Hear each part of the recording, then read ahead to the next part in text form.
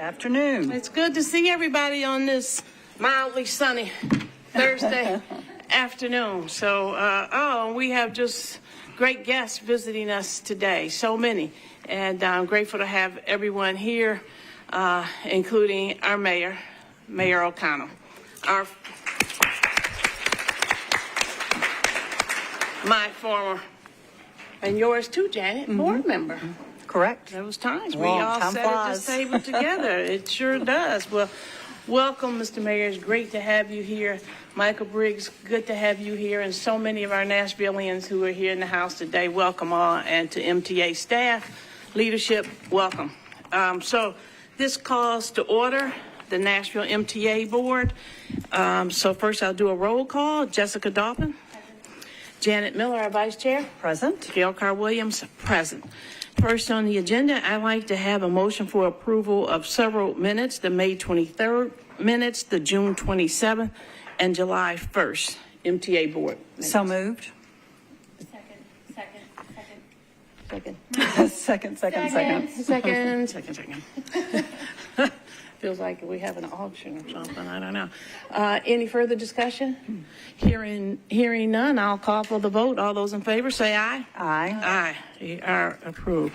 At this time, I'm going to take chair's prerogative and move the agenda around a little bit. I think the new initiatives and community engagement committee, Ms. Miller, if I could bring you right now on the agenda to present. That would be great. I think that would be great. So I will turn this over to you. Thank you, Madam Chair. you. I think as everybody knows, on February 15th, our mayor, Freddie O'Connell, former WeGo board member, announced his intention to pursue a transportation referendum to take place in November of this year. And I think it's fair to go off script and say this board is elated about the project as it's going on. The effort is called Choose How You Move, an all-access plan to sidewalks, signals, service, and safety. And it takes advantage of the 2017 Improve Act, Tennessee's Improving Manufacturing, Public Roads, and Opportunities for a Vibrant Economy program, and in the state's largest counties and its cities to seek dedicated funding for transportation projects through a local referendum. And the TIP actually is required by the Improve Act, has been developed building on more than 70 community conversations and neighborhood plans. And I know virtually every team member at WeGo has had a voice and an input on that plan over the last few months, and we're so grateful for that hard work.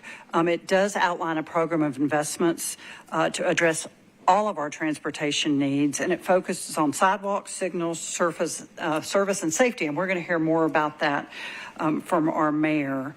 The details were launched on April the 19th by Mayor O'Connell. We are currently in the public outreach portion of that, and approval by Metro Council is needed before the program, well, actually, this was last month. The program has been approved by the Metro Council and will be moving to the November ballot. So today, this board, we're going to speak about a resolution that we would like to vote on today that gives the formal WeGo board support to the mayor's plan.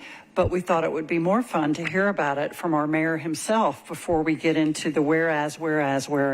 So with that, thank you. It is such an honor to have you here, Mayor O'Connell, and I will hand it over to you. Well, thank you, Madam Chair. Thank you, Madam Vice Chair. Thank you for the committee and board consideration of this item. And I want to thank Steve and the team at WeGo for their participation all along.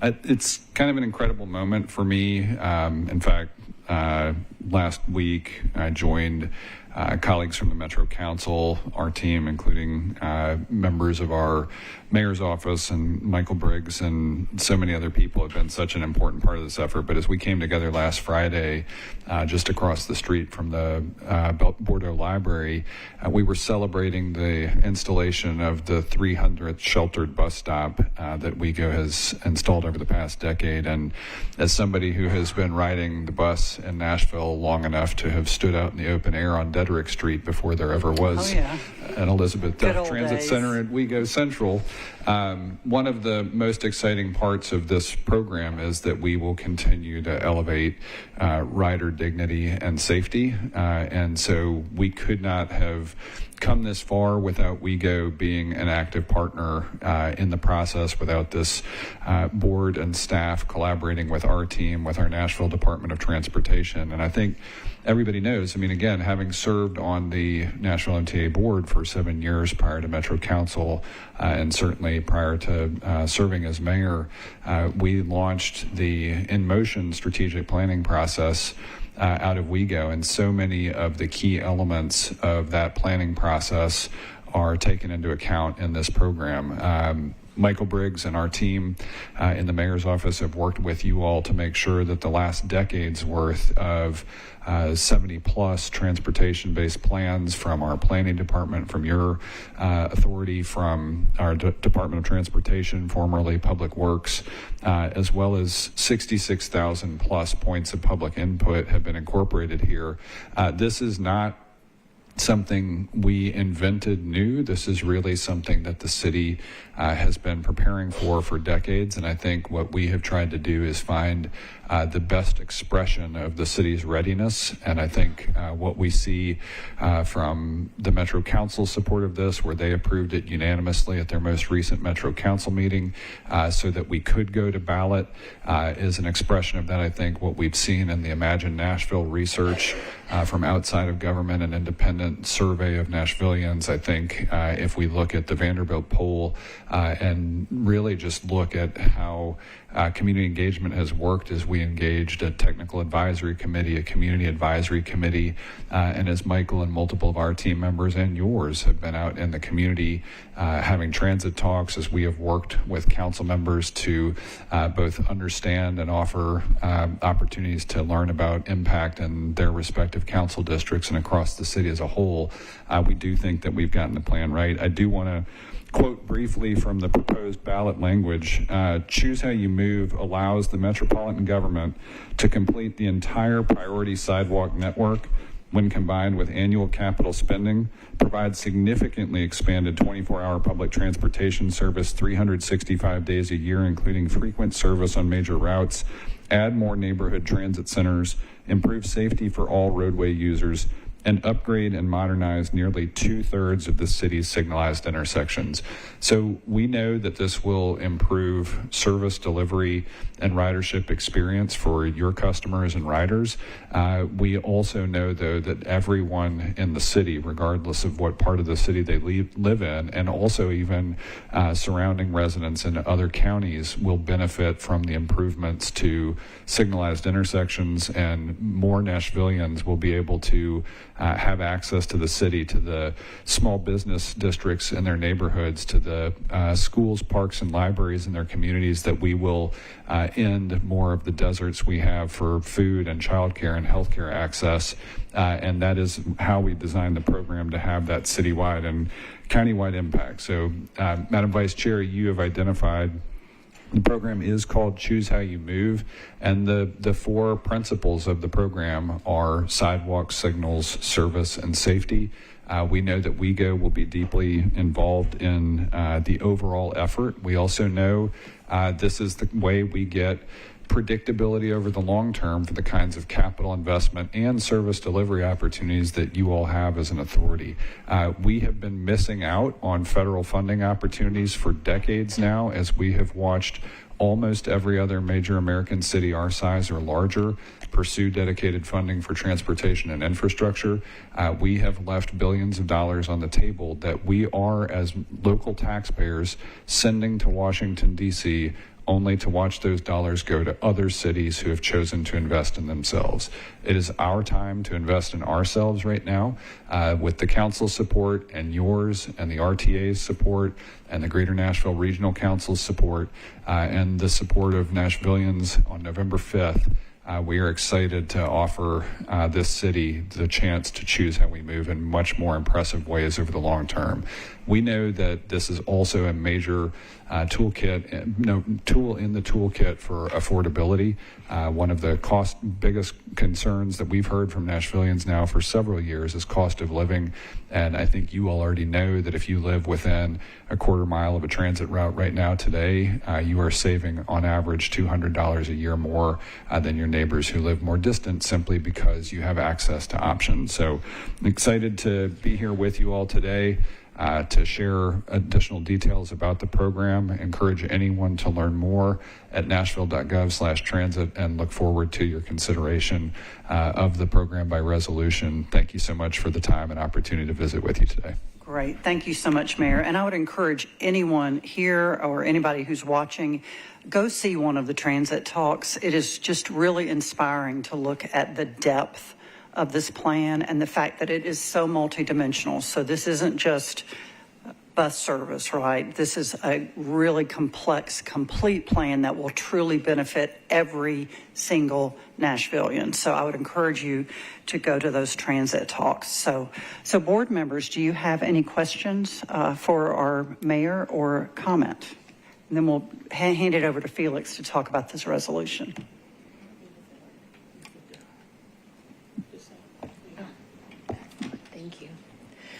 I am so proud to hear about Choose How You Move. I've been a proud member of the Technical Advisory Committee.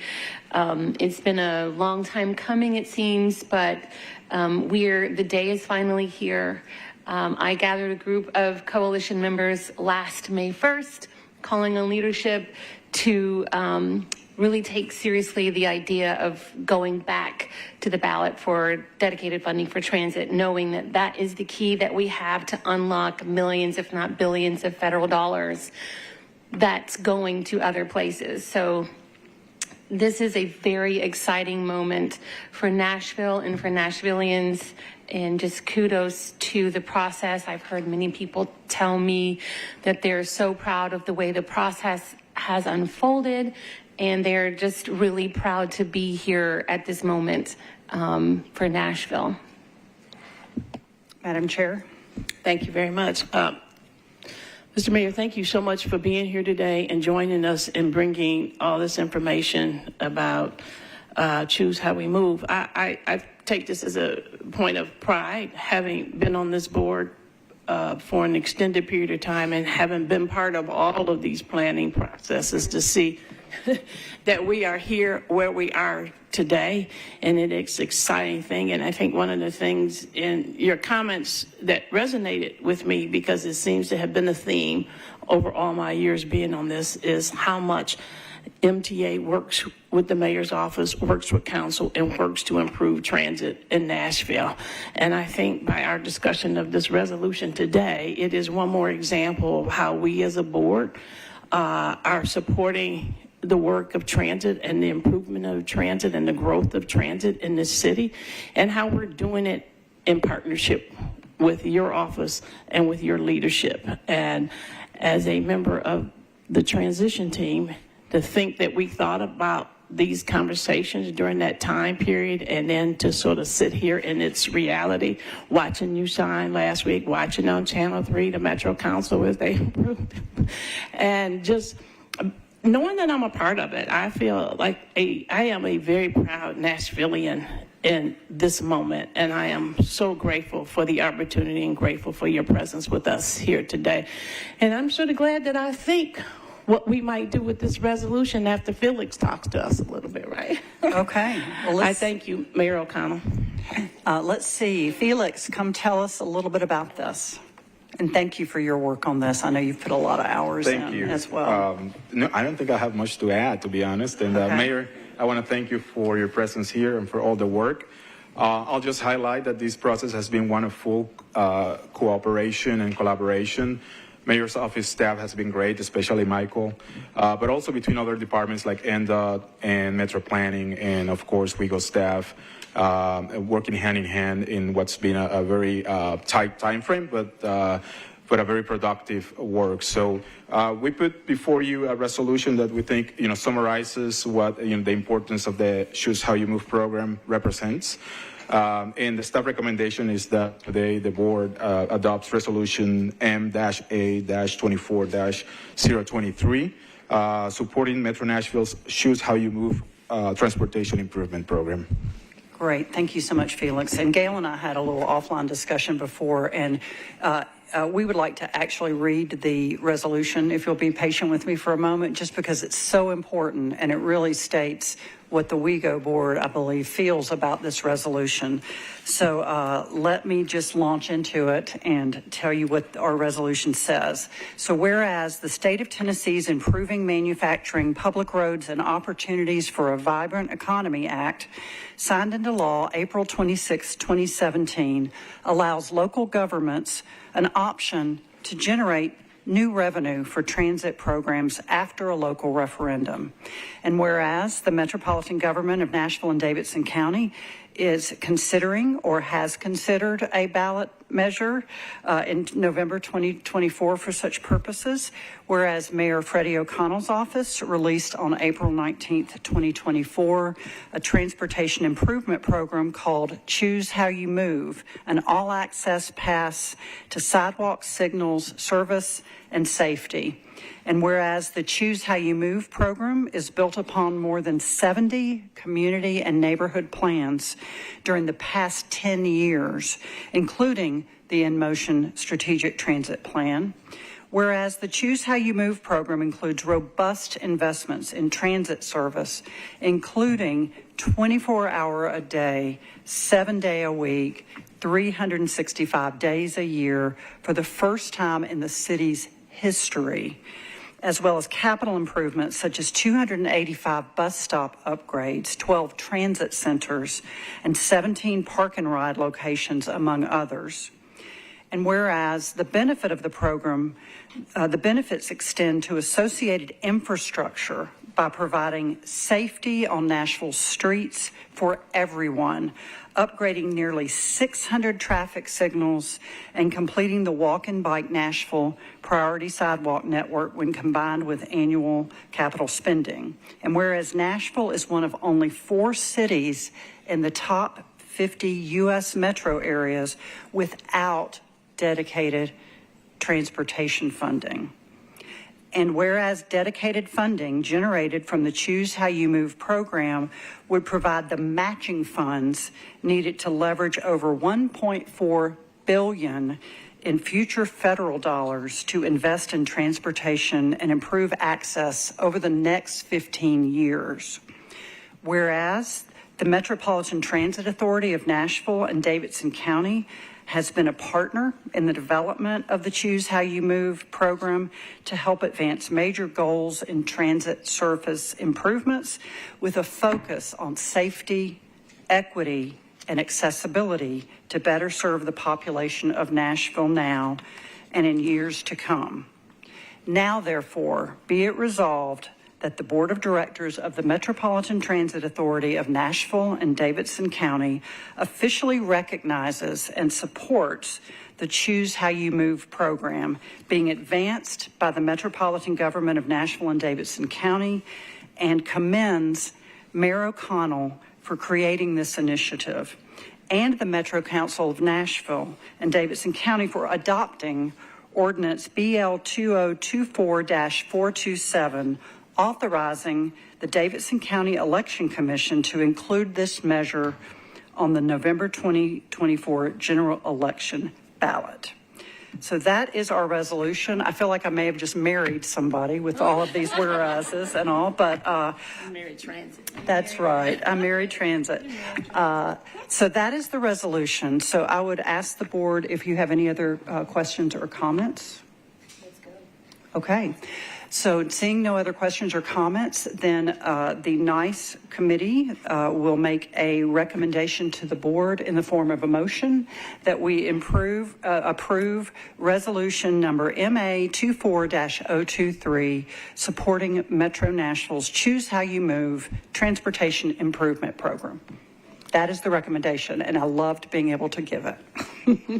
And I loved you giving it. Thank you, Ms. Miller. I really appreciate all your effort in this, and what an exciting time. So at this time, do I have a second?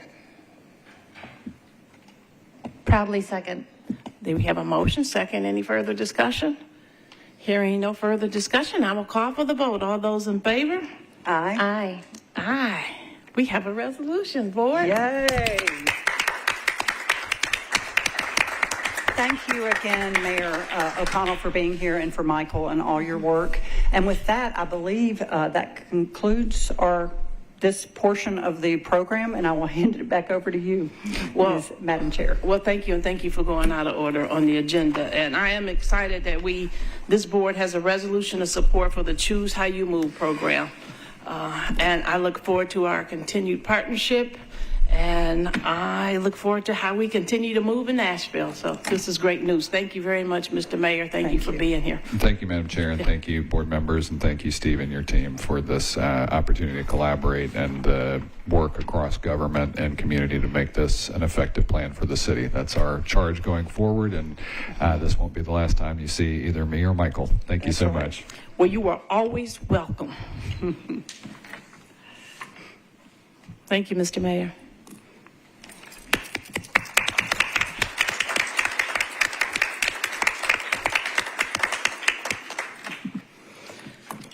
That was exciting. Next, I'm going to move back to our agenda to number 4, our public comments. And just a reminder, we have several public comments today, and just remember there is a 2-minute limit. And so I think we have someone going around with microphone. Is that what we're doing today, or are people coming to the podium? Which one? Okay, so my first name I have here is Roger Womack.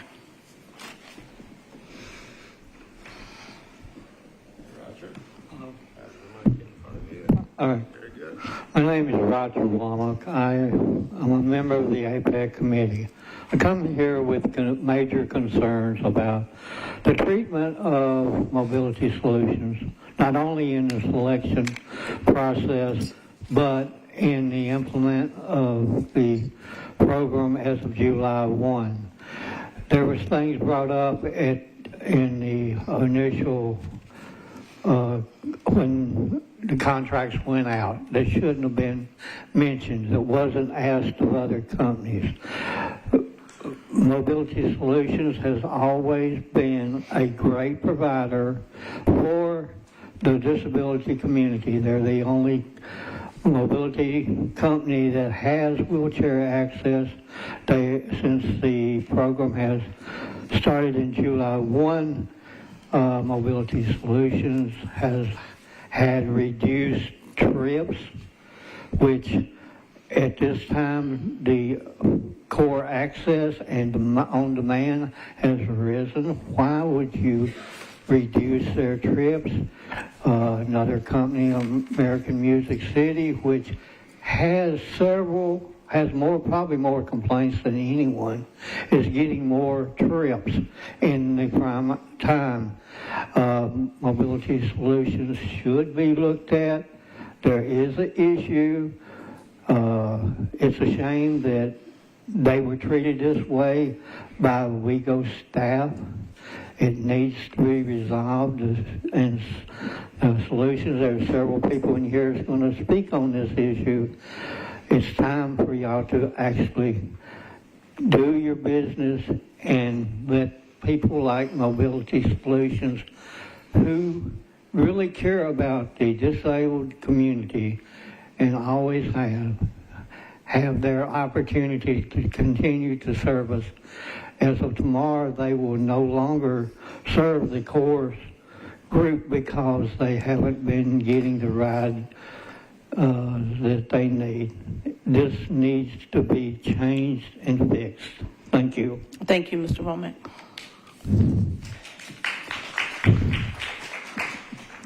Next, I have Patricia Valdez. Did I pronounce that correctly? Yes. Okay. Good afternoon.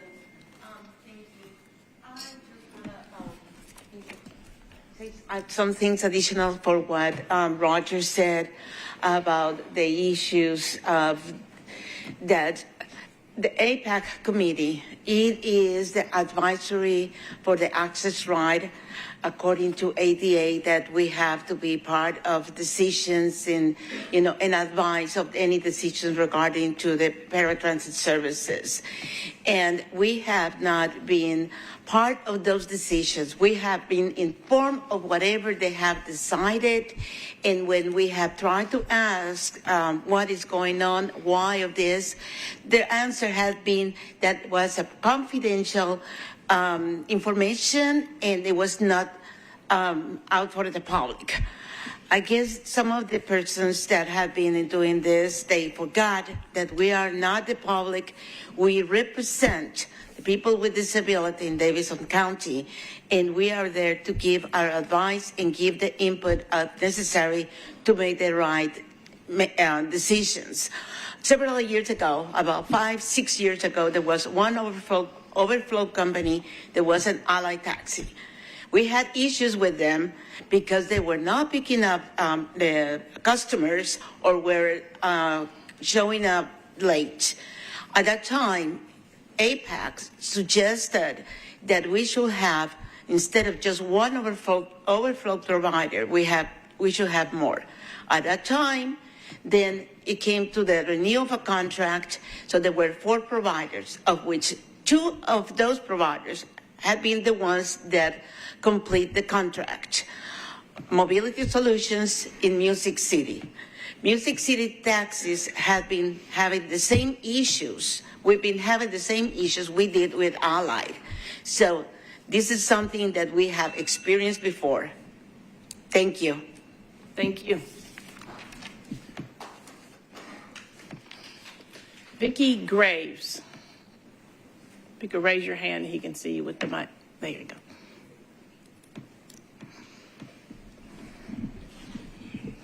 Yes, my name is Vicki Graves, and I use On Demand all the time because I go to dialysis Monday, Wednesday, and Friday, and they will wait on me. And I go to the doctor's office several times. Now, when I use Rego, they'll only give me 5 minutes, and sometimes when I'm at dialysis, I have to hold, and I can't, be through in 5 minutes because they have 2 needles going in me. So I have to hold 5 minutes for one needle and 5 minutes for the other needle. And then when I go to the doctor's office, I had to wait another hour and 45 minutes because I wasn't through at the doctor's office. So I really do use On Demand, and I hope you all keep that service. Thank you. Thank you, Ms. Graves. Jimmy Bohm? He's over. He's coming with the microphone. Okay, thank you.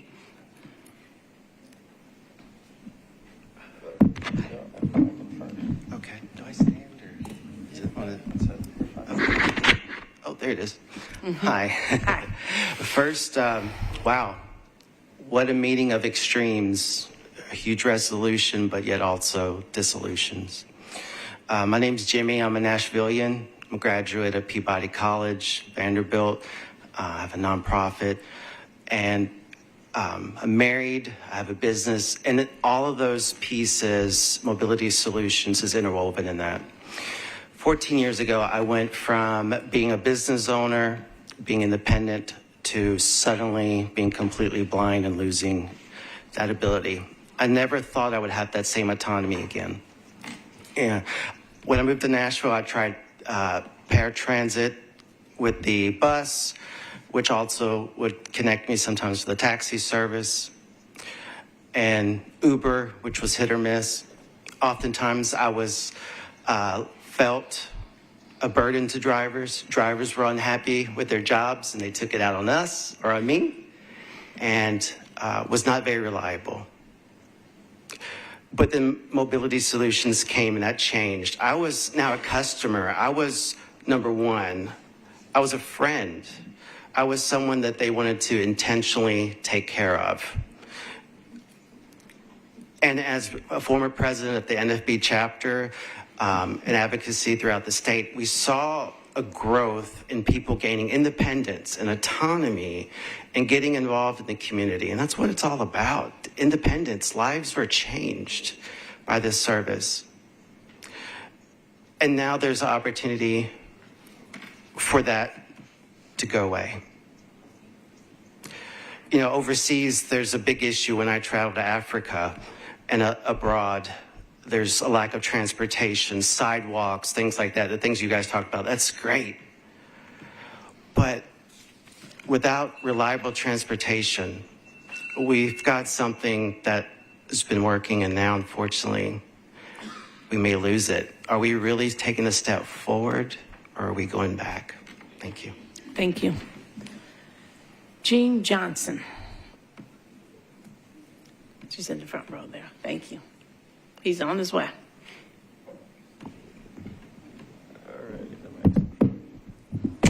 Okay, I found it. Hi, y'all. I'm Jeannie Johnson. I am the president of the Tennessee Council of the Blind, which is part of the American Council of the Blind, and the second vice president of the Mid-Tennessee Council of the Blind. And I'm here to talk about mobility solutions, my preferred transportation. And I just want to say Mobility Solutions is the best thing that's ever happened to paratransit services. Thank you very much. Yes, yes, yes, yes, yes. The drivers are well trained and probably the most courteous among any of the drivers that you'll find throughout the system. They get me where I need to go safely. I never have to worry.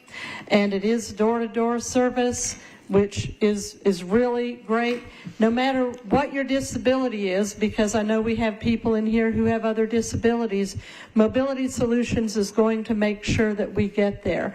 And I think that it's very important that they be given the opportunity to continue to do what they've been doing. I've seen Mohammed and his company grow from an idea that he had into the business that it is now. And it's not all about the money for him. He truly has a heart for people with disabilities and wants to help us in any way he can. And he has done that both for the organizations that I represent as well as myself as a customer and lots of my friends that I know who are also customers. So I think he needs to be given the opportunity to continue what he's been doing so well, and especially because he does have vehicles that will accommodate users who are wheelchair users, no matter whether it's a power chair, the size of the wheelchair, whatever it may be. Thank you very much. Thank you very much. Carrie Johnson.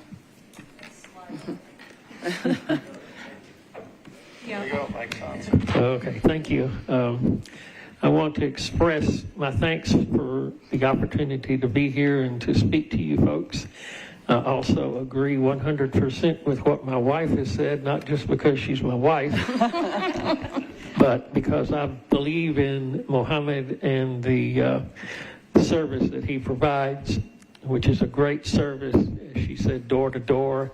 I would hope that there are rumors that I have heard that they are making differences between the service they want from him versus other providers are not true.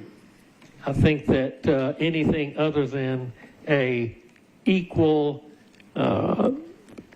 treatment of all the providers would be the best thing for all concerned.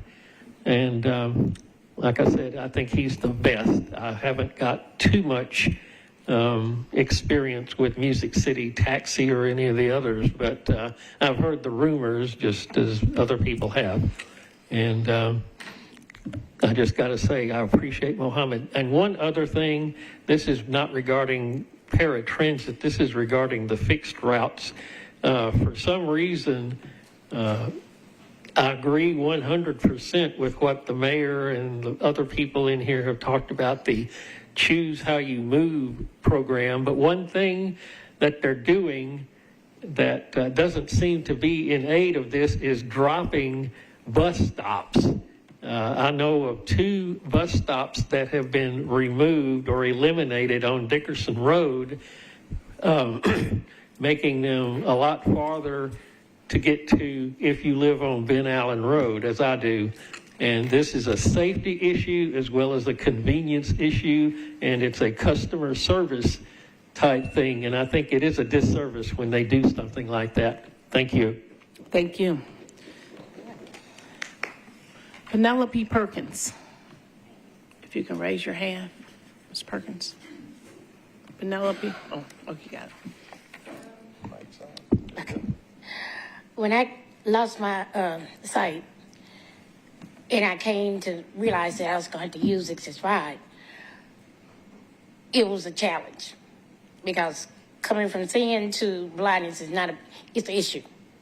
But when I met Muhammad's team, they opened their arms to me to allow me just to be the person that I am.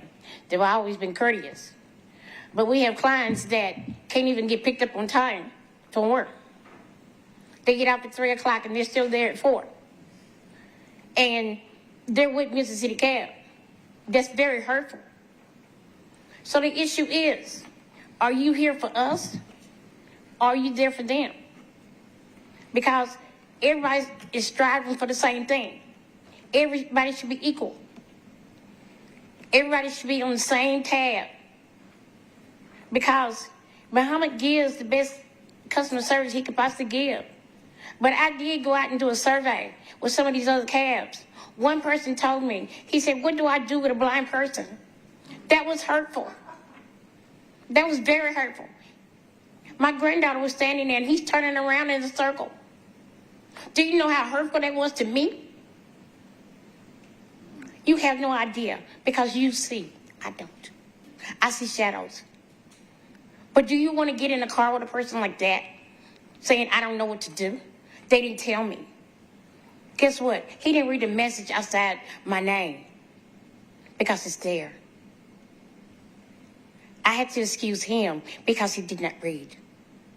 I'm here today because we need equal opportunity as blind people, as people with disabilities. We need people that's going to be out there for us, not for themselves. People that's going to be concerned for the people that they're transporting. Because I haven't always been blind. I worked in the medical field.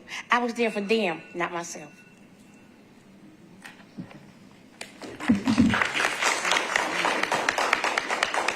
Thank you.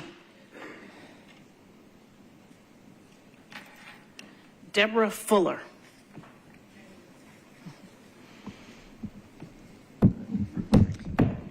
Thank you. Good afternoon. Good afternoon.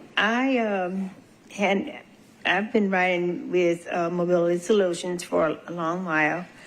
Sometimes, I ride WeGo with the bands, but sometimes they give us Mobility Solutions. So they are a good company. They do care. And Muhammad is wonderful. He knows what we need. If we say we need to go to certain areas and we need to be dropped off, they do that. They sometimes, if you have, I sometimes travel, sometimes I get groceries. They help me with my groceries to the door. We do need this kind of service because some of your other probably entities don't even probably do that. I had one WeGo van driver say one time when I had groceries, they said, oh, well, we're not supposed to touch the person's belongings. And I'm like, I just needed some help to, the driver to take my grocery to the door at my house. But we need to really, this thing with Mobility Solutions, this needs to continue. We really need Muhammad and his team to get us where we need to go safely, on time, and give us the best courtesy that we need. Thank you very much. Thank you. Thank you.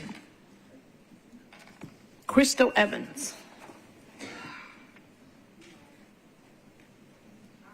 Everybody. Good afternoon. I live here in Nashville. I'm a caretaker. I went to school at Tennessee State. I'm an alumni there. I've been in the medical field for about 20 years. I have several clients that actually use the mobile service, mobile solutions. I've had a lot of great feedback from it, especially in here today, people I've never even met.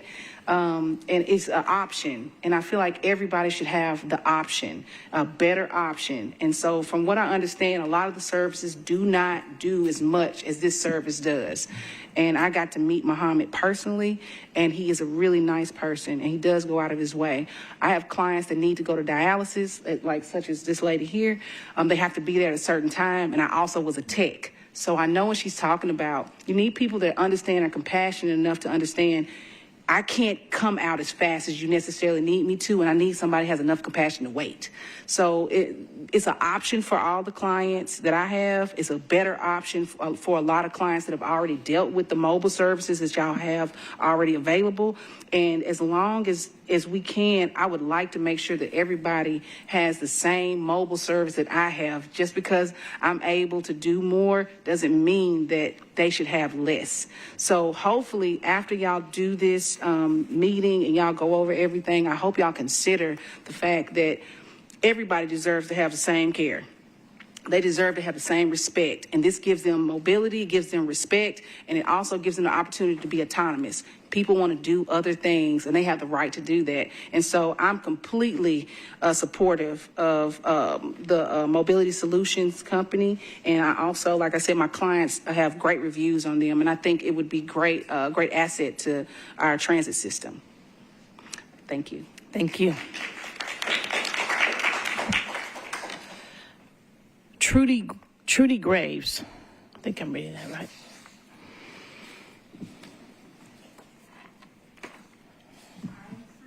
I use legal and mobility, and they start putting me on this cab, and they didn't pick me up.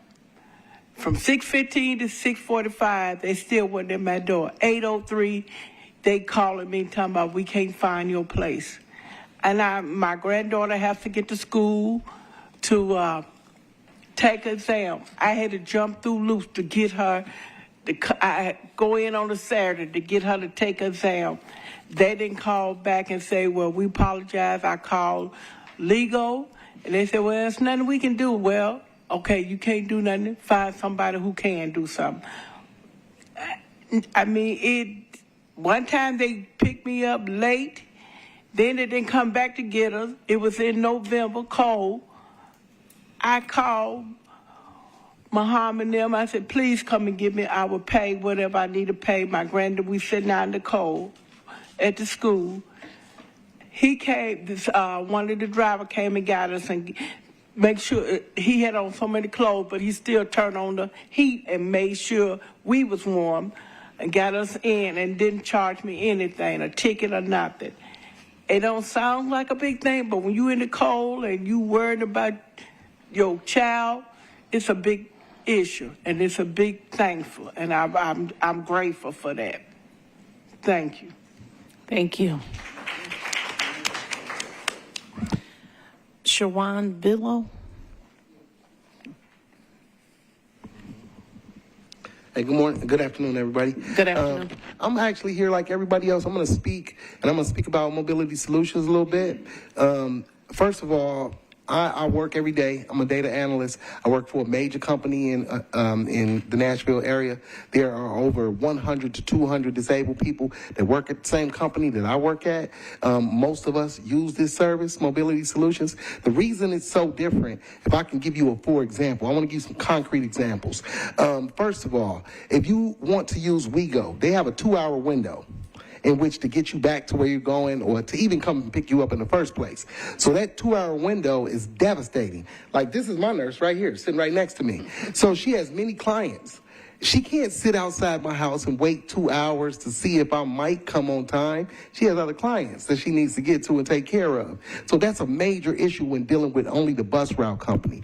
Also, the bus, when you're dealing with the bus, if you work too late, I don't get off work until 9 p.m. And I'm also a STEM professor. I teach at National College of Business and Technology. So I teach computer science, statistics, networking, cybersecurity. Those classes aren't over until 11:30 at night. So the last time we go, we'll take you home. It's exactly 11:30 at night. So you have to be outside within 5 minutes, or you can wait till the next morning, to 5 a.m. until they start back. And that's happened to me on more than one occasion. I just had to stay in the school, just stay there until the next day. So that's the kind of situation that we're being put in. I thought, well, maybe I need to contact Washington, D.C. and speak to them about transportation discrimination. Not that anyone here, advocates discrimination against people with disabilities. I just think they don't really understand. This is an oversized wheelchair. You can't put me in any van. You can't put me in any taxi. And taxis, I could call 10 taxi companies right now on speakerphone, and not one of them will guarantee me that they will take me back home. Not one of them. They'll say, we'll drop you off somewhere, but taking you back home, we're not sure. Not one of them. So if you want to test that, I'll be happy to do it for you. But right, and that's the thing. We certainly could do anything like that, but it's a horrible situation for us. And Mobility Solutions, Muhammad, he's going to make sure you get back home. You don't know how important that is. Getting back home safely is an accomplishment these days. So that's all I want to say about it. And if need be, we could contact Washington, D.C., write letters, go on social media, go to the national media, do things like that. But if we could settle this all right here in this room, then that's probably what we need to do. Well, thank you very much. Teresa Kayam? Teresa? He's on his way with the microphone.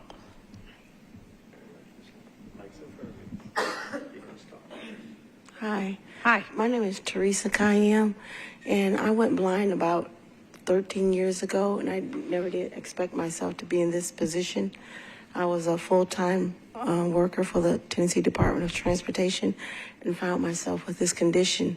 And I started riding with WeGo, and many times they would no-show me, and I would have to argue with the customer service reps and ask them, how can you no-show a blind person? I don't see the cab outside, the van outside. They need to honk their horn or come and knock on my door or something. And many times they would not. So I would miss my appointment sometimes, or any activities that I may have to go to. And there's these medals that you can see that are around my neck.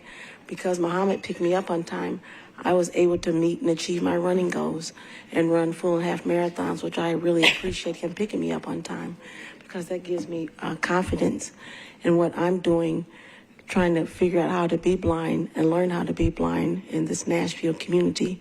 And I appreciate Mayor O'Connell being here today.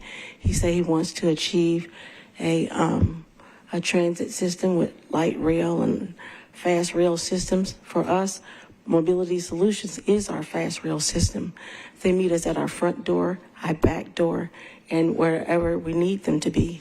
And many times when I go to my doctor's appointments, I know they're probably not supposed to, but my doctor's appointment is on the 8th floor of the 30th Avenue building, and he'll personally walk me to the 8th floor. When we go, transit takes me there, they leave me in the lobby, then I have to figure out how to get to the 8th floor of my own. Either politely ask someone sitting beside me, will you please assist me to the 8th floor, please? I have to make it to my doctor's appointment on time. And even they only give you 15 or 5 minutes before they cancel you. And so these are the reasons that we need Mobility Solutions, because they really care about us. They understand our needs and our conditions. And I'm certain that many of you on the WeGo board, all of you are ambulatory. Is that true? Yes. Yes, ma'am. You never know what condition you may find yourself in next week, next month. It could be you. What type of service would you want to provide for you? This coming Friday is going to be the 34th anniversary of the American with Disabilities Act. I would like to take a moment of silence. Many of us who are in this condition, we don't ask to be in this condition. Many of us were born like this. Some of us, these conditions have befallen upon us, but we still want to go on and to succeed and try to assimilate and feel as normal and live a life fulfilling life as much as possible. For these reasons, I believe that we need to try to do whatever you can to keep Mobility Solutions fully staffed and let them take as many rides as they can, as long as they're trying to help us fulfill our goals and dreams. Thank you. Thank you. Mark Turner.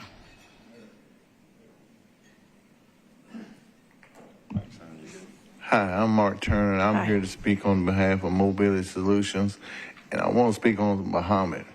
He's a very nice man. He'll go out his way. If you don't have money, he don't worry about it. He just want to make sure you're happy. And I think y'all should look over and see about reconsidering him to do the job he needs to do. He's been doing it for a long time. Thank you. Thank you. Darius Knight.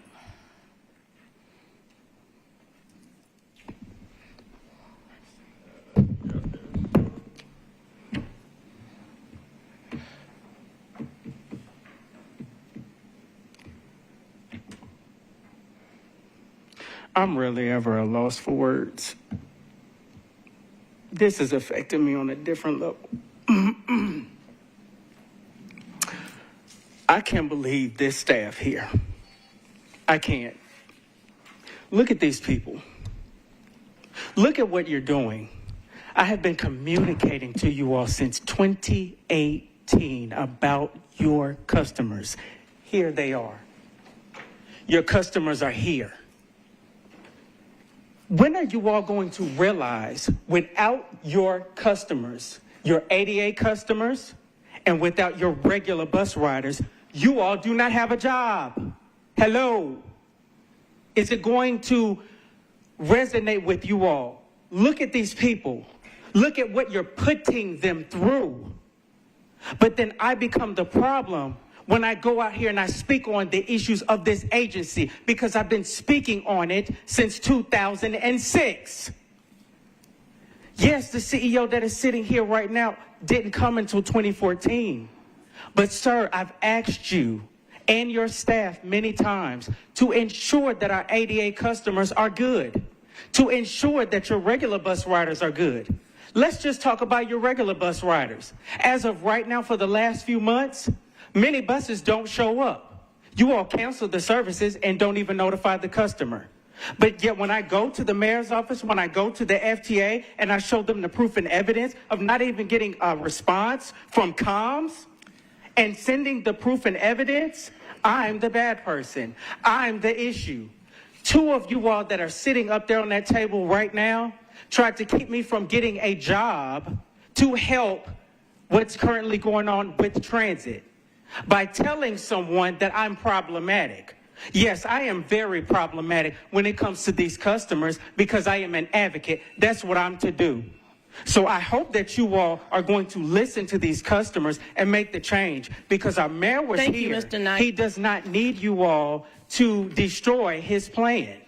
I do appreciate you all listening to me, but I hope that you're listening to all of us. Thank you. Mr. Ahmed? Your time's over, Mr. Knight. Your time's over. Your 2 minutes is over, Mr. Knight. Your 2 minutes is over. You can let Ms. House know if there was an issue in one of the programs. Well, very good then, thanks. Yeah, it's Ms. Williams to you. Mr. Ahmed.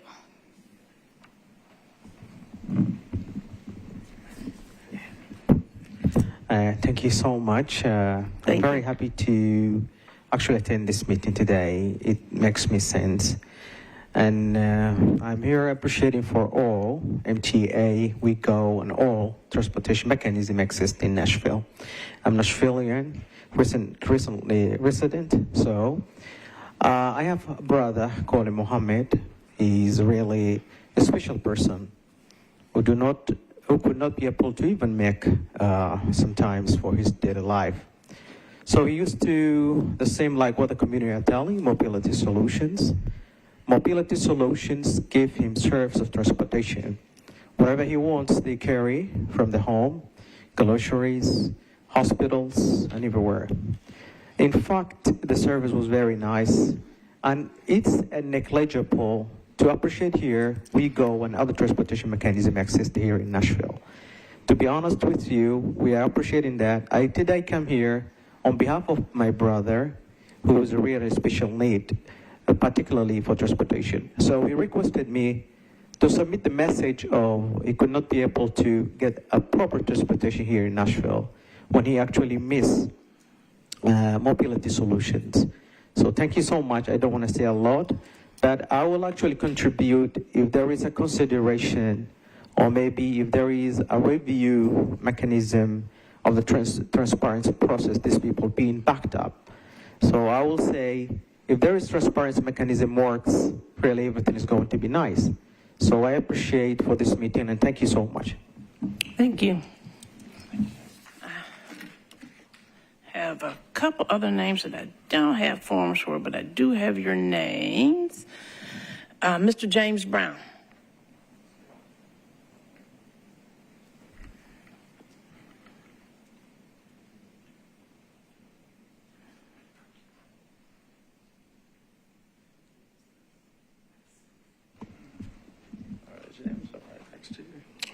Mike, you can just stop. All right. So thanks, everyone. My name is James Brown, and I know everybody's tempted to ask me how I feel. It's pretty natural.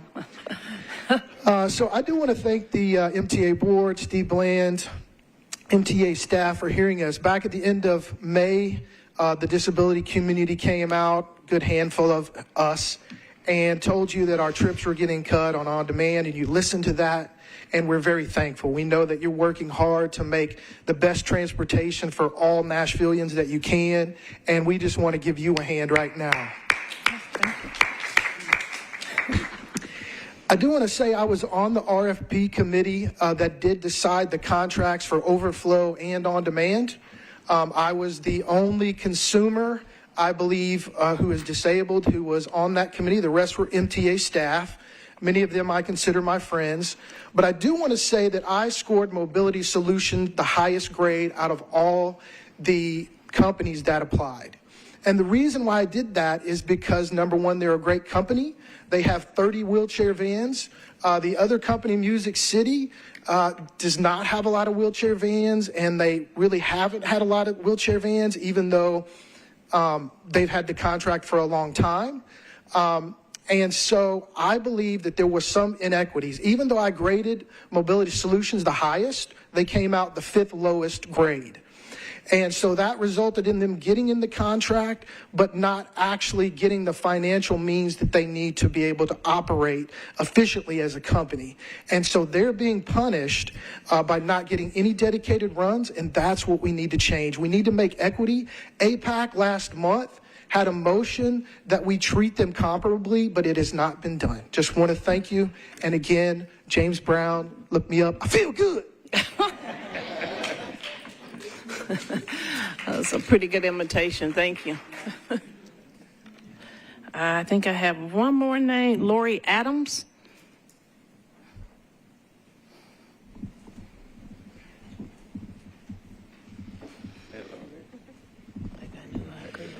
Hi, everyone. Thanks for letting us speak today.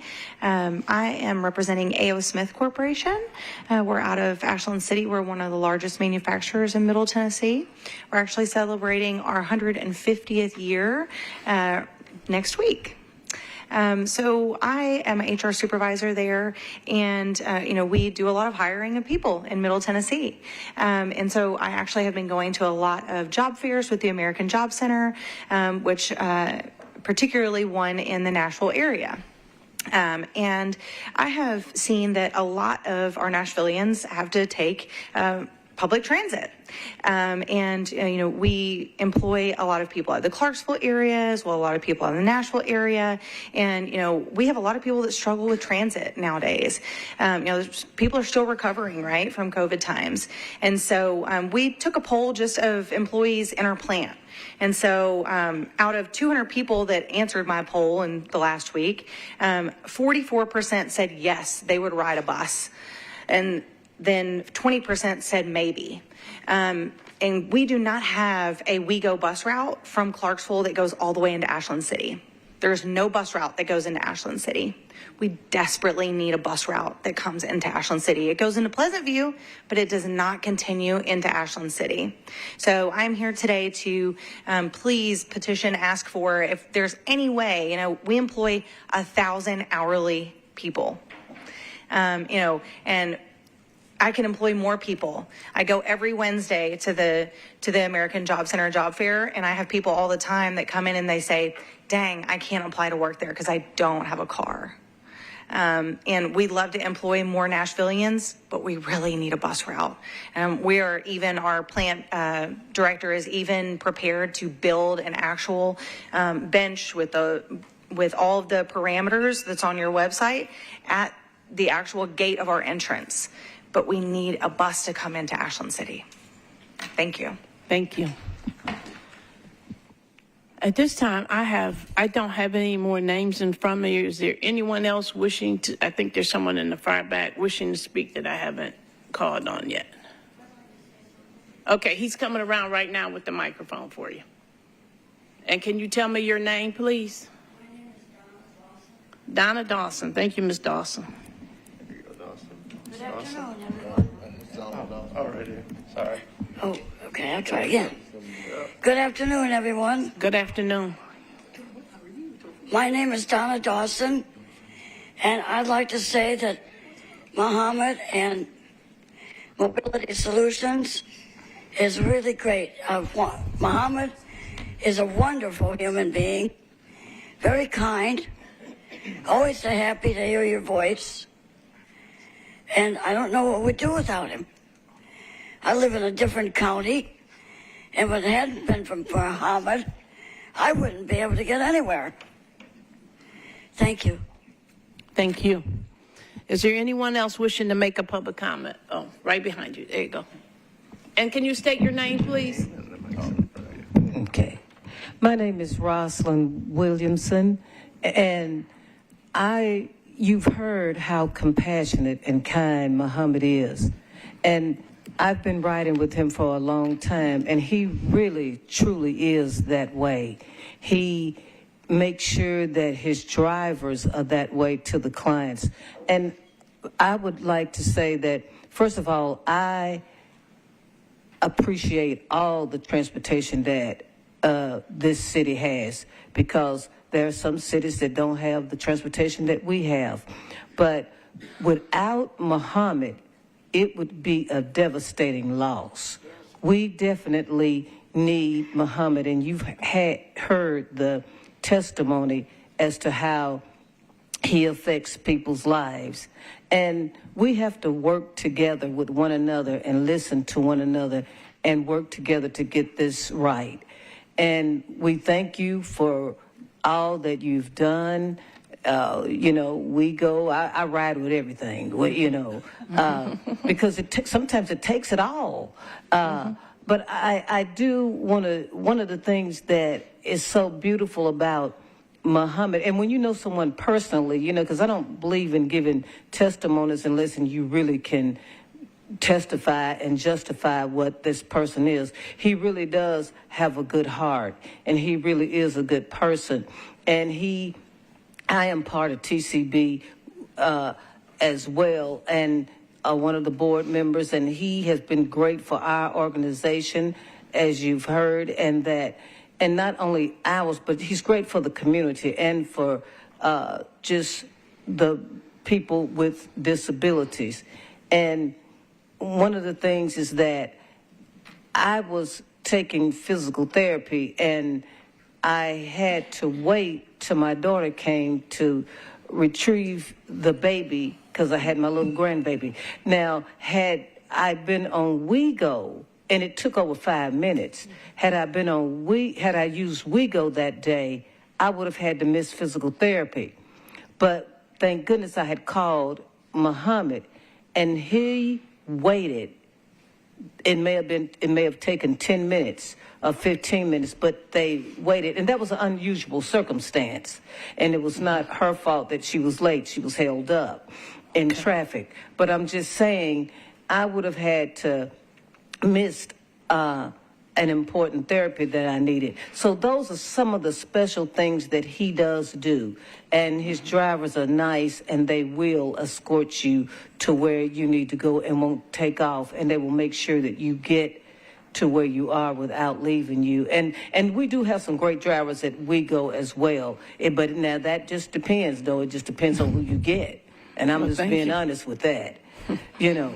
But I just want to say that let's just work together to have the best transportation system we can have for all people. Well, thank you very much. With that, I will ask again, is there anyone else wishing to make a comment that has not made one yet? Is there one more person? Okay, and if you could state your name for us, that would be great. Thank you very much. Are we good? Anybody else? Any other public comments? I don't see any hands or any other requests. I thank you all very much for your public comments. I do want you to know that they matter, that they help, and they help guide decisions that are made here at MTA WeGo. And I appreciate the fact that you would take the time to come and share with this board to help us make better decisions and make certain that we understand our customers and our ridership better. So thank you all very much for your time and attention today. You're welcome.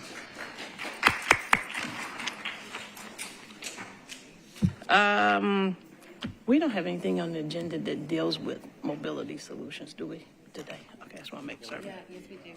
We do.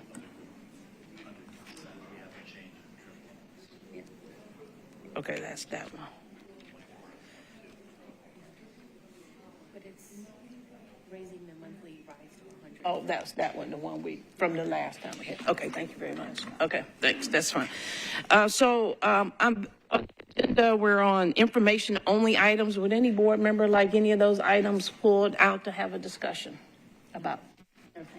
Hearing none, we will move to item 6, which is the consent agenda items.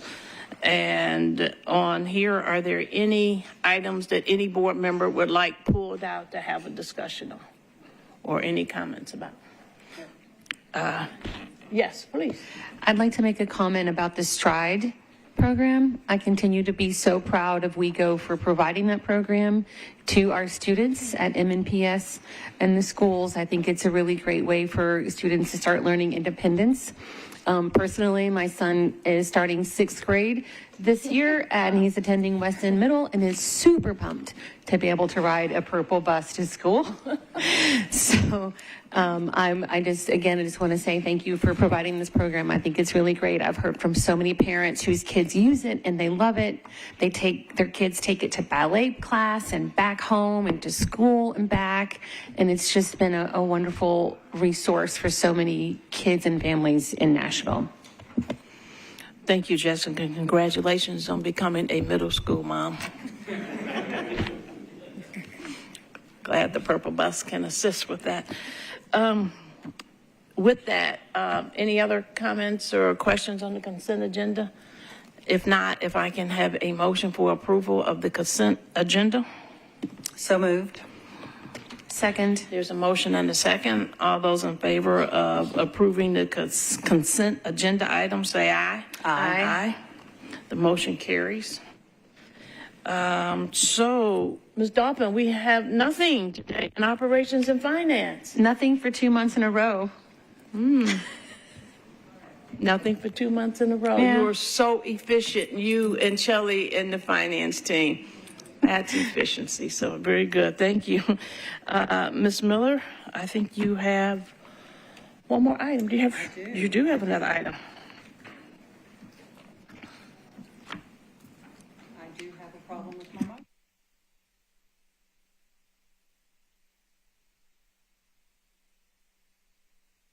we're friends. So the New Initiatives and Community Engagement Committee has one other action item. Look, I've got two now. Thank you. Felix is rejoining us, and we're going to discuss the authorization for a period of exclusive negotiation for an Upper Dickerson Pike Transit Center. So I will let you take it away from here, Felix. All right, it's good to be back. We back in early May, we received unsolicited proposal from Holiday Ventures, which is a developer, local developer here in town, and they approached us about the possibility of integrating a transit center as part of a development that they are. A property that they are developing on Dickerson Pike, just north of Briley Parkway, around the Skyline area. So staff met, and we found that this was a good opportunity. We found merit with the proposal.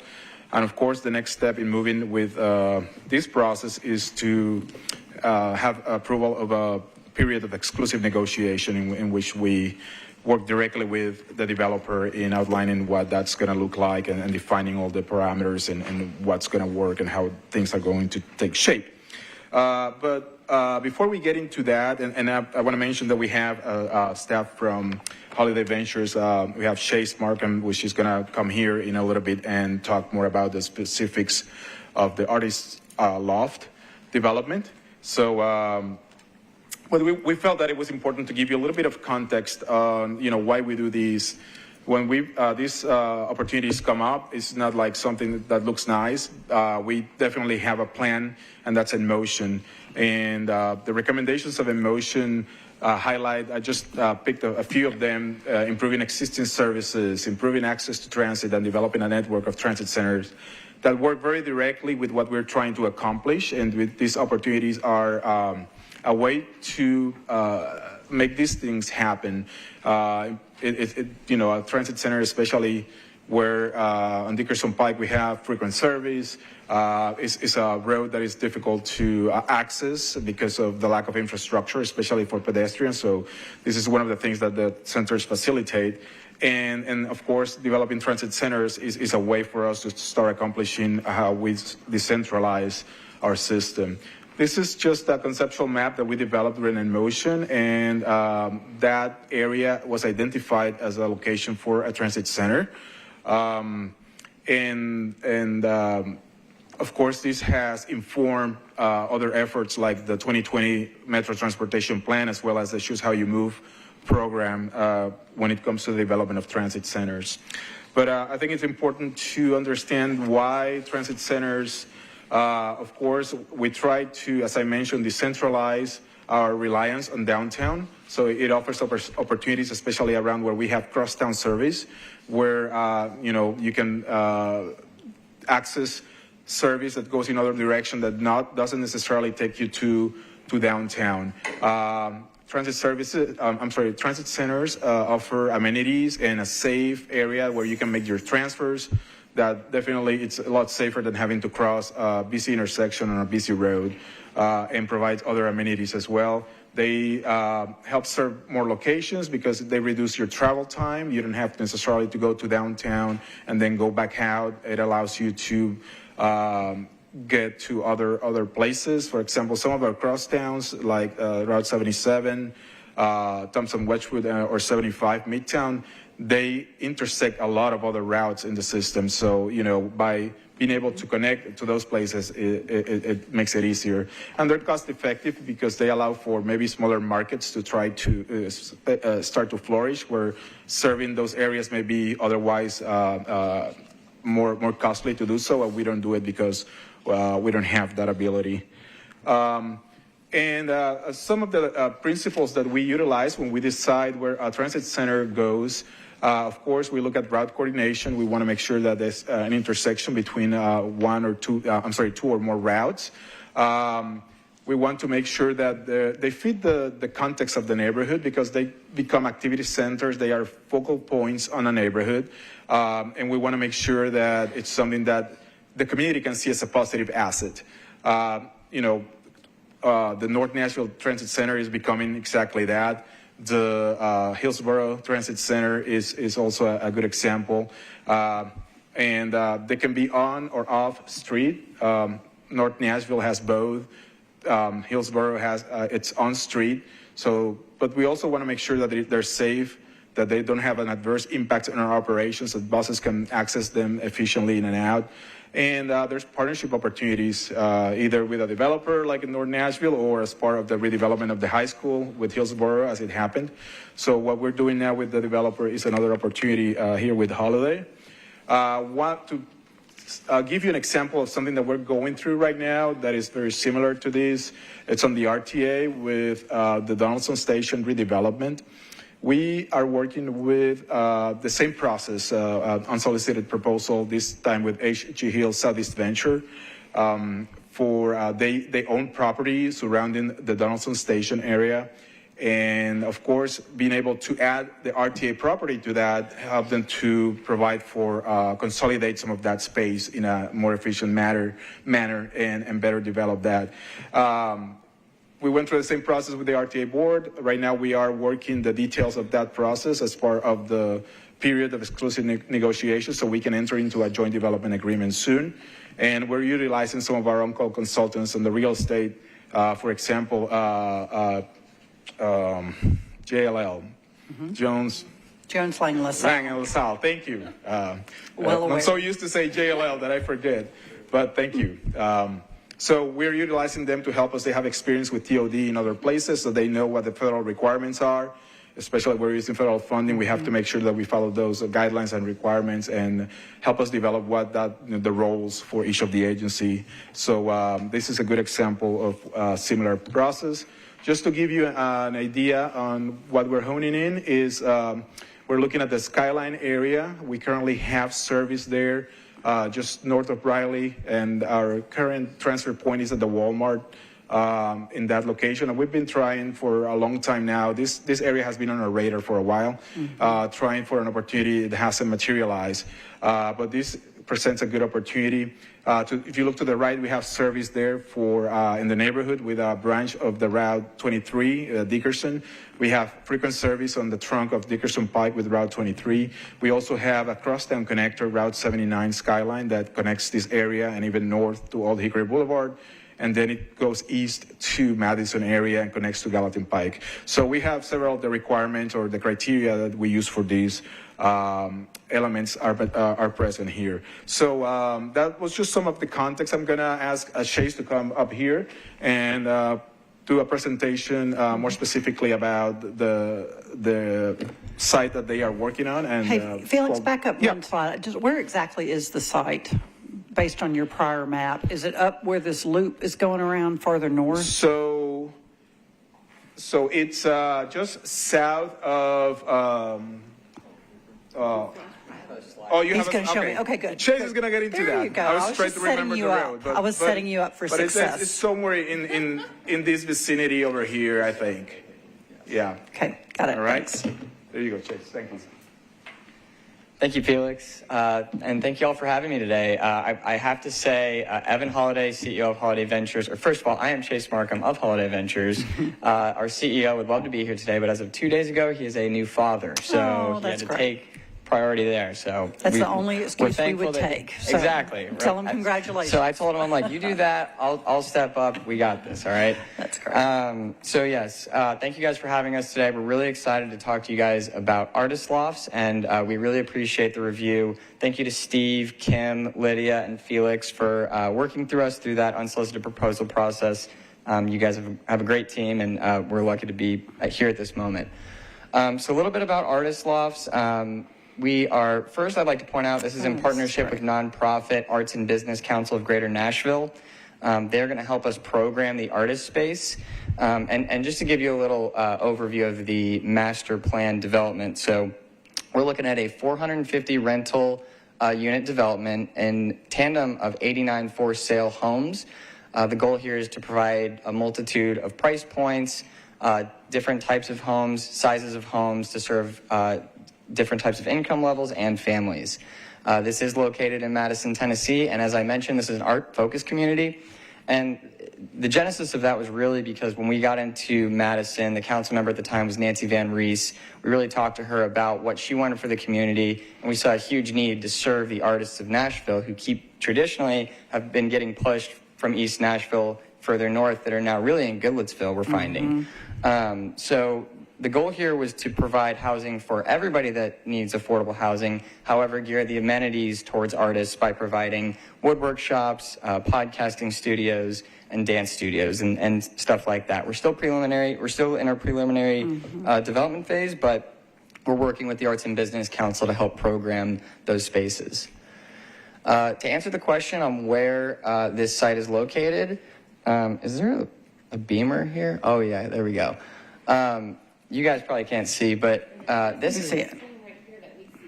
Oh, okay. Yeah. So that red dot is where our site is.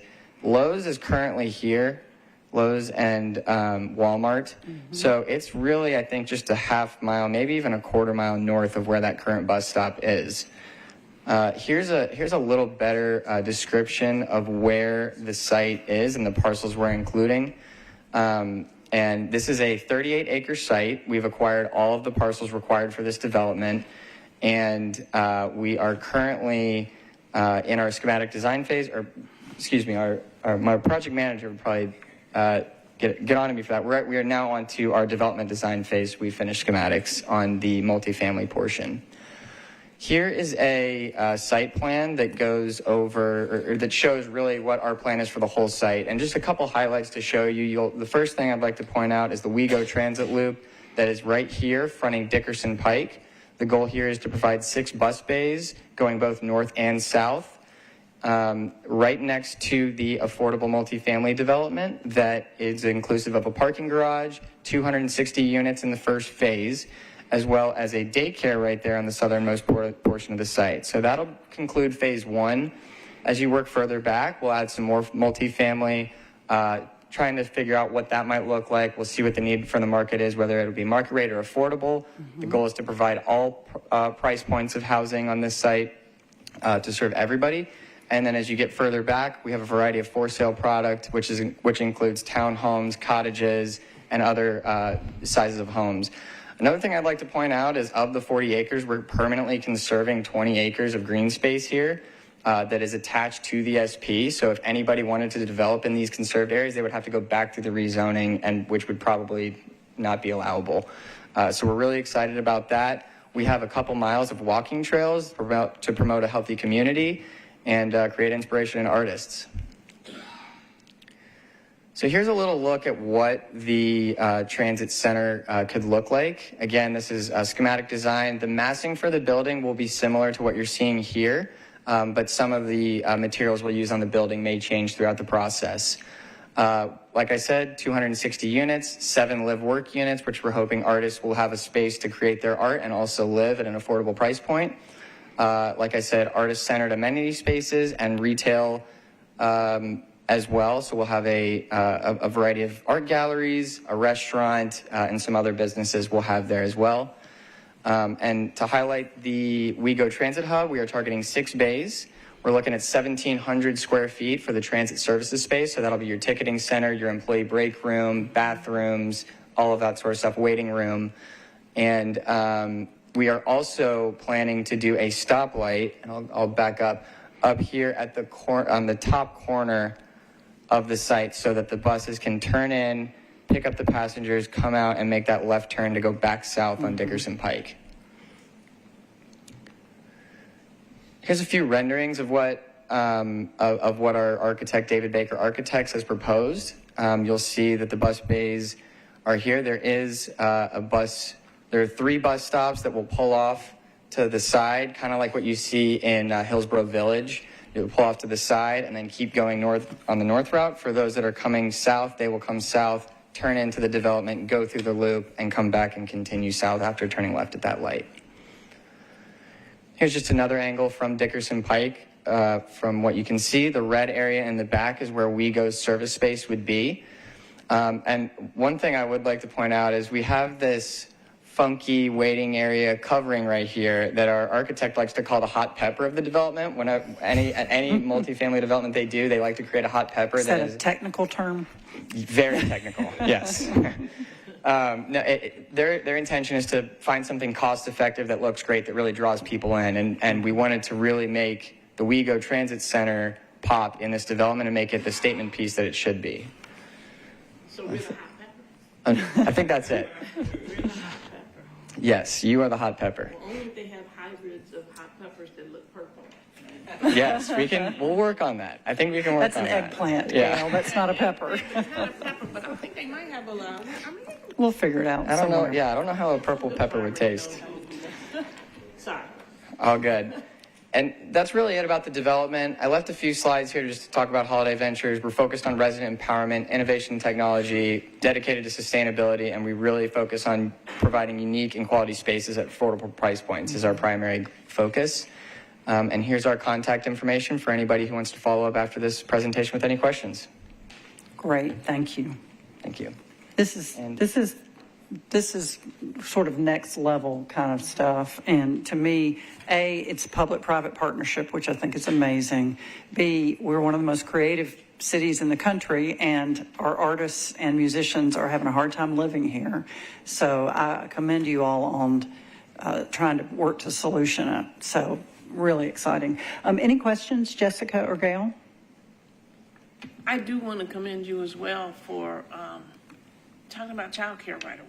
Yeah. I think that is a critical issue, not just here in Nashville, but in society as a whole. And the fact that is one of the first things that you talk about is was really very nice. I think that's very helpful for our community. And then, of course, to include transit in your very initial plans is also, even though we're hot pepper or pepper or whatever, it's okay. Yes. I'll be that if it means we get to have good transit in the development at its beginning planning stages. So.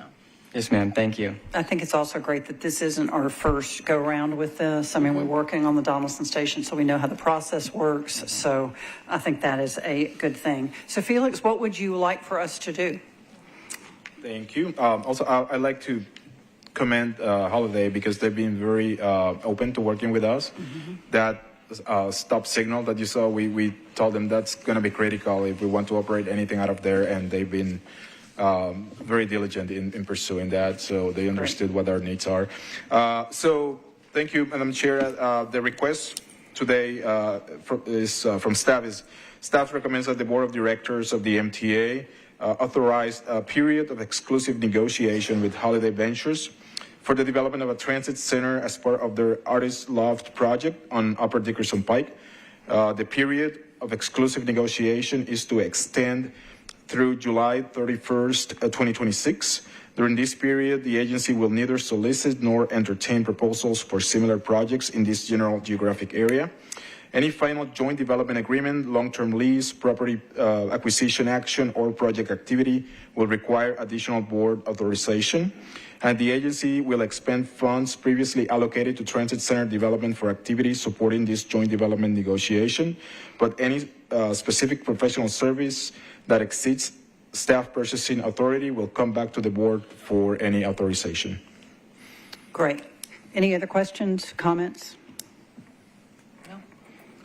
Okay, well, thank you, Chase, so much.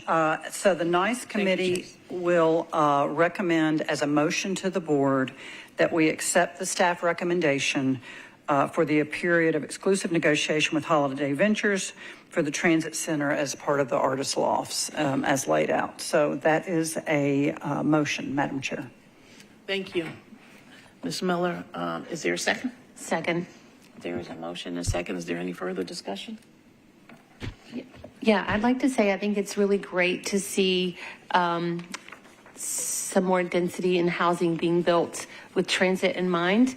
As Mayor O'Connell has been fond of saying, transit is housing policy, and if we're seeking more affordable spaces for more Nashvillians, including our artists, to live, we really need to be thinking transit first. So I commend Holiday for thinking in that direction. Any other comments? Nope. Hearing none, then I will call for the vote. All those in favor say aye. Aye. There you go. Okay, that concludes the NICE committee. Back to you, Ms. Gale. Thank you, Ms. Miller. That was a great report. It's good to see progress. Mr. Bland, CEO's report. Thank you, Madam Chair. And I know since we're running long on time and appropriately, we got to hear from a lot of our consumers today. I'll kind of cut my remarks short. I want to reiterate what the mayor referred to last Friday. We joined him in what I would refer to as a twofer, the celebration of our 300th sheltered bus stop. And I think the location was super appropriate because it's at a location immediately accessible to healthy food with the Kroger grocery store immediately across the street. Certainly a major cultural asset in the Bordeaux community with the Bordeaux Public Library. In fact, the day of our ceremony, they were doing early voting there, so even access to the democratic process. And recently, Metro General Hospital opened up a health clinic right across the street. So kind of embodies what we're talking about in terms of providing mobility and access. Also want to acknowledge the partnerships on that. It was really part of a larger project that TDOT had undertaken to widen and improve safety and access on that section of Clarksville Pike, including a pretty extensive sidewalk network, and as well as working with the National Department of Transportation and Intermodal Infrastructure to improve pedestrian access and safe crossings there. So I can remember that particular location from before all that activity. And when we were talking about doing the 300 shelter there, I'm like, oh my God, we're going to have all those people across the street at that location. That really concerned me until I went up and saw the finished product. So it really is remarkable. And of course, I'd be remiss if I didn't acknowledge the work of our team on that particular engineering group. Lydia, Kia, Brian Thompson, our newest project manager, as well as our facilities and transit stop teams led by Patrick Hester and Denise Nicolosi. Obviously, the mayor alluded to the second part of that ceremony, which was his signing ceremony, sending Choose How You Move to the Elections Commission for formal inclusion on the November ballot. So we were very pleased to participate with that. I'm not going to put this in the good news category for us, but certainly for them. I see Carolyn Riggs-Farrar in the audience. We are super sorry for us, but super glad for her that Carolyn will be retiring this month after a number of years of service to WeGo Public Transit. And she joins someone who I'd call her partner in accomplishment. I won't call it the partner in crime. Cynthia Whitehead, who's our operations manager, is also retiring. Kind of along the lines of when Ed left. Ed and Talia Lomax O'Neill from Metro Finance left at the same time. I'm like, what do you know that we don't know? And should I be very concerned? But we do have some good news for us to associate in that, as with many key departures, it also presents some opportunities. We're promoting Anthony Jones, who's been an operations supervisor here for over 10 years. Stand up, Anthony. If there's an aspect of our operation that Anthony doesn't know inside and out, I would be remiss to think about what it is. And something I didn't know until I saw the announcement of his hire, but I want to thank him for his service. Anthony is an Army veteran, and certainly we're proud to have him on board. So he will be guiding a lot of our day-to-day service delivery, particularly supervising our radio control room and our street supervisors, but looking forward to his accomplishments and looking really forward to finding out what Carolyn and Cynthia have up their sleeves in retirement.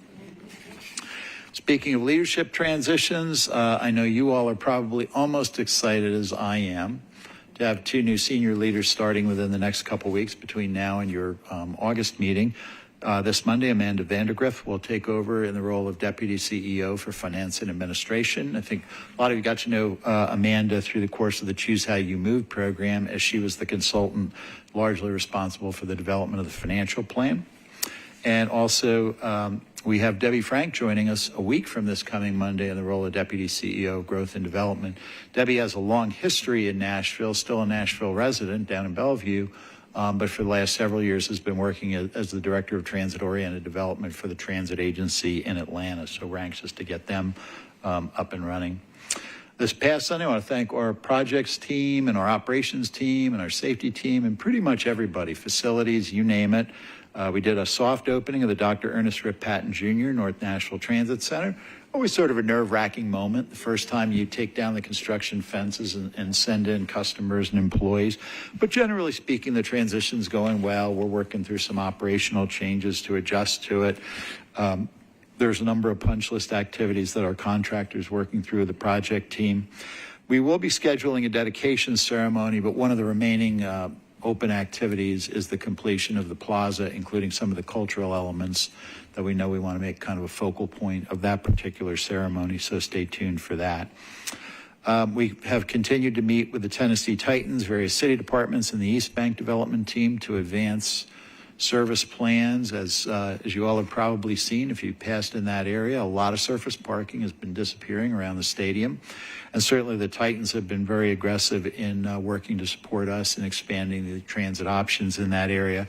I want to particularly give kudos to Katie Freudberg and our operations team. They've been piloting with Nashville Department of Transportation and Intermodal Infrastructure, Metro Nashville Police Department, actual dedicated lanes for some of the major events over at Nissan Stadium this summer in preparation for football season. Those are starting to really come together and will become hopefully a permanent part of our solution.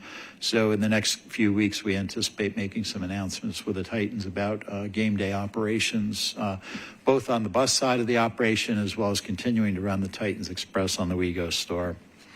And then finally, I'll close with a few RTA items. We're continuing to await state approval for the acquisition of some land in Murfreesboro for our park and ride lot out there. We are purchasing land from a church immediately adjacent to the city's transit facility currently under construction. So once Vince can get the state in line, we will advance through that property acquisition and start design. Always approve park and ride locations? This actually has to do with the fact that it's a disbanding church. So it's more on the church side than it is on our side. Interesting. It's actually the Department of State. It's not TDOT. So if Commissioner Yealy's watching, it's not a TDOT issue. Absolutely not. And you may have seen some publicity recently about the STAR Future Vision study that we're advancing. We did some public engagement sessions over the last few weeks in both Davidson and Wilson counties. Hatch Engineering continues to move that forward, and we think we'll get some really positive enhancements on the STAR out of it. We expect to forward final recommendations to the RTA board in October, and I know Felix is planning to do a briefing for the MTA board on the results of that process as well at about that time. But unless there are any questions, Madam Chair, that concludes my report. Does anybody have any questions for Steve? No. Thank you. Good report. I appreciate it. Carolyn, Cynthia, what are y'all going to do? Well, congratulations and thank you for your service very much.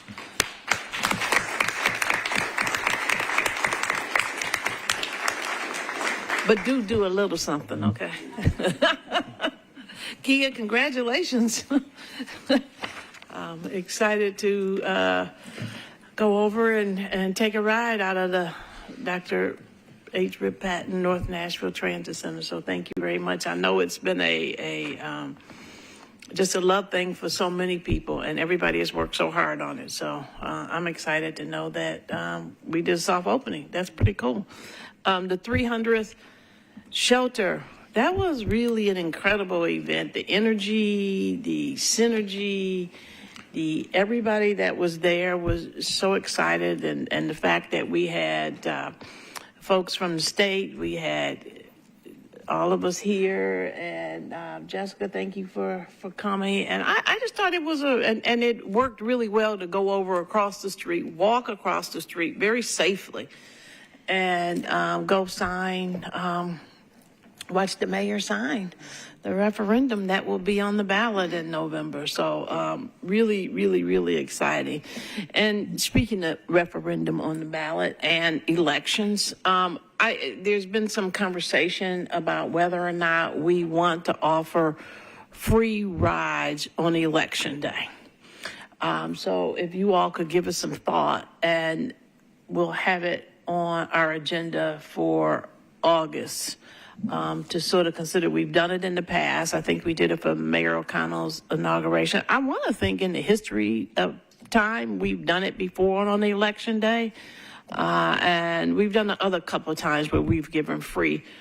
Right. Do we have to wait to August since it wasn't on the agenda, Michael? Okay, well then, I really think Unless you want to discuss it and think about it. I don't really need to, well, I feel very comfortable thinking that it is a really good thing for us to do, and I would propose that we do that on Election Day. Is that a motion? I don't think I can make a motion as chair, but one of you can make it. I would like to make a motion that we offer free service on the upcoming Election Day. I second. Okay, and any further discussion? Hearing. Oh, yeah. Can I just make a comment on why I would support a motion like that? Yes. I think eliminating barriers to access to voting in our democracy are a great way to encourage more participation. So I'm behind it. I couldn't agree more. Well stated. Thank you very much. Anything else? If that's the case, we have a motion and a second, and we've had discussion, and I will call for the vote. All those in favor say aye. Aye. Oh, we have free fares on Election Day in November. Thank you. I wanted to say the date. Is it the 4th? 5th or the 5th? The 4th? It's one of those days, yeah. Okay. The next thing is our board meeting in August will be moved to the 5th Thursday of August. Is that right, Monica? August 29th. So I want everybody to be aware, and we'll notice it properly. But our board meeting will be August 29th. Hey, Monica, would you mind amending the calendar invitation for the board? Thank you. Let's see. A good meeting today, and grateful for all of our ridership coming in, sharing their perspectives, and making certain they come in and be heard. And as I mentioned to them, it is really an important part of the process of what we do here.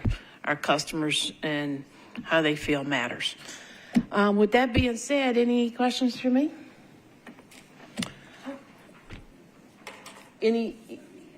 Jessica or Janet, do you have any comments? I'm all good. Okay. That being said, do I have other business? Yes. Oh, I do have, I was trying to get on out of here. I don't know why.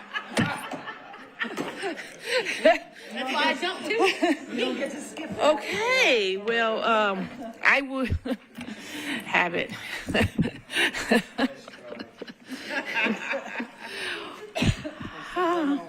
Yeah, I don't know, but Michael Pressman, thank you for being here today. It's always a pleasure. Thank This is like your second visit with us, so thank you for being here. Thank you for having me. I'm reminded, I feel like the speaker before dinner is served, so I will try to move this along as quickly as possible. So I've been asked to oversee the election of the 2024-2025 officers for the board. It has been indicated to me that Gail Carr-Williams is interested in serving as the board chair, and then Janet Miller is interested in serving as the vice chair for the coming year. But this is an election, so any board member can serve. So I will entertain nominations and motions for chair and vice chair of the board. I will entertain motions either as a joint motion for both or as two separate ones, whatever floats your boat.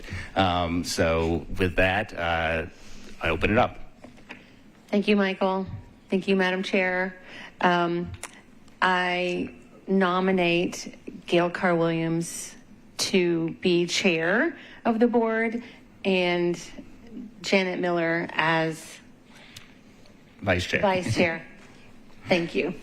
One more year. One more year. Do I hear any other, do I have a second to that motion? How does that work? Either one of you can second. Second. Do I have any other motions or nominations? Is there any discussion? You want to talk about it, Gail? Seeing no discussion, we will call for a vote. All those in favor of Gail Carr-Williams serving as chair and Janet Miller serving as vice chair for 2024-25, say aye. Aye. Aye. Any opposed? It didn't sound like it. You are elected for another year. Congratulations.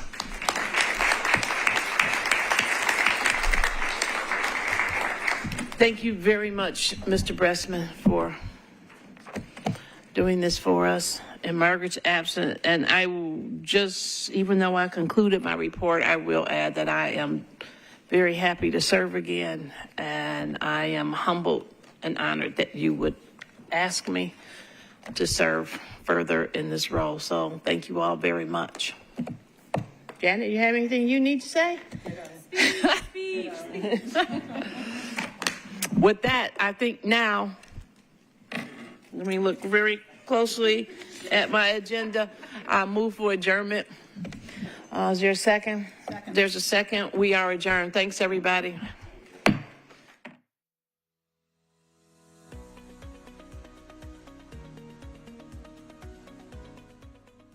This has been a service of the Metro Nashville Network.